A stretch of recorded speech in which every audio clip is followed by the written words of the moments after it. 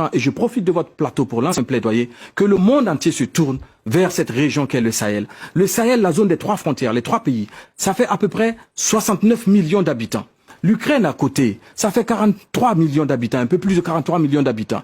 En l'espace de 7 ans, le Sahel avait besoin de 2,1 milliards d'euros pour juguler, réguler, stopper la montée en puissance des terroristes.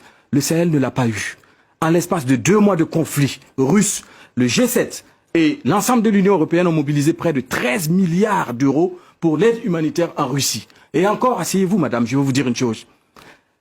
Jamais un conflit n'a mobilisé autant de dons en armement, de facilité en acquisition de munitions et d'armement pour un seul pays en l'espace de si peu de temps. Alors que là, le Sahel crie au secours, cherche à s'armer, à s'outiller. Les armées du G5 Sahel cherchent à se doter de moyens beaucoup plus puissants. Mais malheureusement, il y a des difficultés sur son chemin. Il est important que l'on comprenne tous ensemble que tant que le Sahel ne sera pas en paix, aucun pays, aussi loin soit-il, ne sera en paix. 65 milliards de dollars en 5 mois contre 1,5 milliard en 11 ans. À vous de juger. 65 milliards pour la guerre en Ukraine, débloquée par les grandes puissances, avec notamment les États-Unis et les pays européens de l'OTAN, les mêmes qui disent combattre des djihadistes dans le Sahel depuis maintenant 11 ans. Les chiffres se passent de commentaires. Mais dans le même temps, de quel droit peut-on blâmer quelqu'un qui dépense son argent à sa guise? Qui le donne à qui il veut? C'est son argent et il n'a pas à rendre compte à quiconque lorsqu'il fait ses choix, lorsqu'il définit ses priorités, ses actions. C'est humain.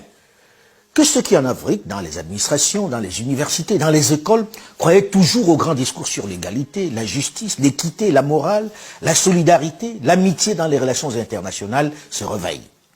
Le rêve a assez duré. Les discours d'un monde de bisounours doivent s'arrêter. La réalité est là.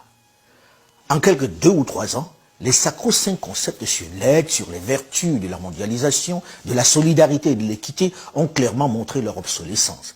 Avec d'abord la pandémie de la Covid-19, où chacun s'est d'abord occupé de lui en fermant ses frontières, et en fabriquant ou en achetant en priorité des vaccins pour sa population. Puis maintenant, la guerre en Ukraine, où clairement les grandes puissances ont déployé comme jamais les moyens, ont sorti ostensiblement leur chéquier pour aider leurs protégés. Celui qui symbolise leur idéologie, la tête de pont de leur stratégie de conquête vers l'Est. Il est important que vous, jeunes, ne commettiez pas les mêmes erreurs que nous. Jamais, nulle part, un pays n'a été développé par l'aide. Cela n'existe pas dans l'histoire de l'humanité. On entend encore ça et là des personnes qui continuent d'attendre une certaine aide, d'espérer un soutien des grandes puissances qui, dans leur grande humanité, dans leur magnanimité, voleraient au secours de l'Afrique. Soyons sérieux. L'aide ne peut développer aucun pays. Au-delà de l'obsolescence de ce concept un peu infantilisant d'aide, ouvrons les yeux. Soyons pragmatiques. Arrêtons de rêver et de croire au Père Noël qui descendra du ciel avec des jouets par milliers à distribuer. C'est un conte de Noël pour enfants. Même si ça fait mal, même si ça pique aux yeux, il faut regarder la vérité en face et savoir qui sont nos alliés et quelle est notre place. L'Occident a ses partenaires privilégiés, ses proches, ceux avec qui elle se sent une proximité culturelle, sociologique et civilisationnelle, j'allais dire. Normal.